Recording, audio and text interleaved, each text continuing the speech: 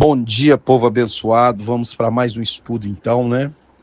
Jó, capítulo 18 ao capítulo 20. E agora Bildade, o suíta, descendente de Abraão com Quetura, né? De um dos descendentes, né? O príncipe Suá, Bildade, o suíta, descendente do príncipe Suá, começa a acusar Jó, né? Ou seja, ele não tem sossego, um homem no estado que ele está, deplorável, terrível, perdeu os filhos, perdeu tudo, né? Repugnante com a sua pele, crostas na sua pele, com mau hálito, né? De um aspecto terrível, começa a sofrer acusações agora de Bildade o suíta. Fala que a luz do perverso se apagará, que ele não verá os seus passos, que o seu fim será terrível. Todos eles, né, atribuíam a situação de Jó a pecado gravíssimo que ele cometeu ou estaria cometendo. Diz que esse irá para as trevas, a sua posteridade não será próspera, né? E esse é o fim de todo o perverso. Ou seja, para ele, na opinião dele, Jó era uma pessoa perversa. Era um homem que merecia estar passando tudo aquilo que estava passando. Mal sabia ele os planos de Deus, os projetos de Deus e o propósito de Deus, né? Com Jó. Deus, ele tem um propósito com cada ser humano. Deus conhece o coração. Deus nos teceu no ventre da nossa mãe, e Deus sabe o nosso dia, sabe o nosso amanhã, e Ele é bom, a misericórdia dEle dura para sempre, e mesmo nós não entendemos, nós devemos crer, descansar, saber que nós estamos aqui de passagem, que essa terra não é a nossa morada, que somos peregrinos e forasteiros aqui. Ele termina falando, essas são as moradas do perverso e o paradeiro daqueles que não conhecem a Deus.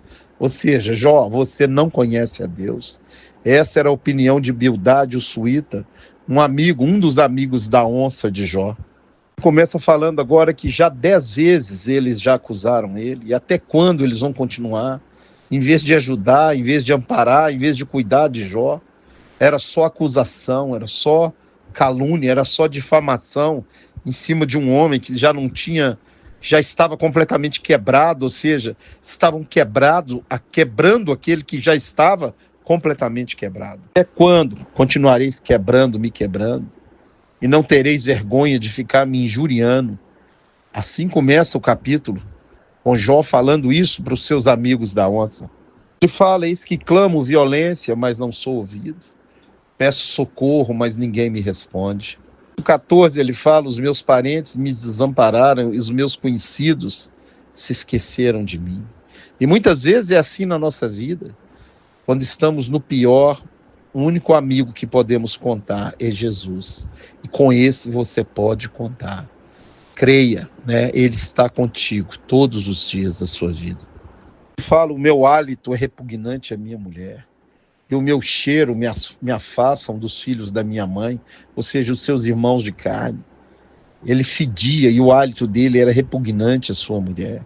A situação de um homem rico, um homem que teve tudo e agora perdeu tudo, estava nessa situação. E o pior de tudo, não tinha amparo dos seus amigos. Fala, todos os meus amigos íntimos me abandonaram. Todos me largaram. Ou seja, Jó se sentia completamente sozinho. Verso 21, ele pede misericórdia para os seus amigos, ele pede, compadecei-vos de mim, tem compaixão de mim, porque o Senhor pesou sobre mim a sua mão.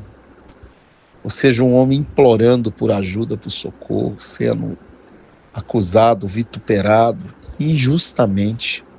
Interessante que ele fala, quem me dera as minhas palavras fossem escritas no livro, e foram mesmo. Né, o livro de Jó, olha aí o que ele diz, e ele agora vai trazer uma revelação tremenda. É interessante, né? Eu não sei se você já pensou sobre as pessoas que morreram antes de Jesus. No livro de Atos, capítulo 4, verso 12, diz que não há salvação em nenhum outro, porque embaixo do céu não existe outro nome dado entre os homens pelo qual importa que sejamos salvos. Em Romanos, capítulo 10, verso 9, diz, se com a tua boca confessares a Jesus e em teu coração creres que Deus o ressuscitou dos mortos, serás salvo.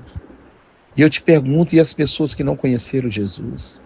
E o Jó, e o Abraão, e o Isaac, e Jacó, e todos eles, e Noé, e todos que viveram antes de Jesus. Como que isso funciona? Porque eles não conheceram Jesus pós-cruz, o Jesus ressurreto, o Jesus que veio e nos fez filhos de Deus. Em Romanos 8,15 diz: todos quanto receberam, deu-lhes o poder de serem feitos filhos de Deus. E Paulo diz que não tem jeito de ser salvo, a não ser confessando e crendo, confessando com a boca e crendo com o coração. Mas e aí, e Jó? E essas pessoas? É interessante que você vai descobrir algo tremendo através do livro de Jó. E ele fala: eu sei que o meu Redentor vive. Olha só, Jó acreditava em um Redentor. Esse Redentor que foi profetizado em Gênesis capítulo 3, verso 15, de uma mulher viria um homem que esmagaria a cabeça da serpente, o ungido, o Cristo, aquele que restauraria todas as coisas, e Jó acreditava nele. E Jó fala: eu sei que o meu Redentor vive e vai se levantar. Ou seja, um dia ele vai vir. E eu, agora presta atenção, no meu corpo, na minha pele, na minha carne, verei a Deus. Vê-lo-ei com os meus olhos, eu mesmo vou contemplar o meu Redentor. Mas como que é isso? Jó morreu muitos anos antes de Jesus nascer. É interessante a salvação dessas pessoas, porque a Bíblia não muda. Para ser salvo tem que confessar Jesus. E quem morreu então vai ter que reviver. E há uma diferença entre reviver e ressuscitar. Leia 1 Coríntios 15, Cristo é a primícia. O primeiro a ressuscitar é Jesus. Antes de Jesus, ninguém ressuscitou. Eles reviveram. A filha de Jário reviveu e morreu. Lázaro reviveu e morreu. Porque quem ressuscita não morre mais. Então Jó tinha uma esperança. A esperança no Redentor, no prometido em Gênesis 3,15. Naquele que viria na descendência de Abraão e abençoaria todas as famílias da terra. E ele iria reviver na pele dele, olha só, no corpo dele, ver Jesus, confessar Jesus e ser salvo. Ou seja, se Jó tiver virado pó, ele vai reviver. Ele não vai receber um corpo glorificado, mas ele vai reviver num corpo de carne, para poder confessar o Messias. E é interessante que a Bíblia nos mostra a salvação dessas pessoas. Você lê Ezequiel 37, o vale dos ossos secos. Aqueles ossos começam a reviver, a criar tendão, a carne, a pele. E vai falar: cadê o espírito? Não tem o espírito. E Deus fala: invoca dos quatro ventos o espírito e entram nesses ossos. E só tem um jeito do espírito entrar dentro de alguém. É quando essa pessoa confessa Jesus. Ele falou: eu e meu pai viemos para dentro dele e faremos nele morada. E Jesus falou: eu tenho que ir para o Pai, porque se eu não for, o Espírito não virá, porque eu indo, eu vou-lo enviarei. É interessante em Zacarias 12:10, porque essas pessoas que vão reviver, essas, Jó, que falou, que crê, que um dia viria o Redentor dele, Jó vai reviver e vai ver. Em Zacarias 12:10 fala que sobre a casa de Davi e os habitantes de Jerusalém derramarei o espírito de graça e de súplica, olharão para aquele a quem transpassaram. Os que morreram olharão para aquele a quem transpassaram. É o vale dos ossos secos. Em Hebreus capítulo 11, no final, leia lá no final, eles morreram na fé sem ter obtido a promessa de conhecer o Messias, mas Deus vai fazer eles reviver para conhecer o Messias, o prometido. Jesus existe antes de todas as coisas, mas nascido de mulher e depois da morte de cruz, né? Jesus manifestou aos seus discípulos, está sentado à direita do Pai, mas ele vai voltar, e aqueles que o transpassaram o verão. Zacarias 12:10. Então Jó Jó, embora estava na situação que ele estava, ele tinha a esperança. Ele falou: eu sei que o meu Redentor vive e por fim se levantará sobre a terra. E eu, no meu corpo, na minha pele, verei a Deus, vê-lo-ei eu mesmo, contemplá-lo-ei com os meus olhos. Ele termina falando: temei, pois, a espada, porque um dia haverá um juízo. Se você não sabe o que é espada, em Hebreus 4:12, diz que a palavra de Deus é uma espada cortante de dois gumes. A Bíblia, ela de um lado é vida, para quem crê em Jesus, para quem obedece, é vida. Mas para quem não obedece, quem não crê, ela é morte, ela é maldição. É a espada de dois gumes, Hebreus 4:12. É a espada que sai da boca de Cristo, leia Apocalipse 19. E com ela ele vai julgar o mundo.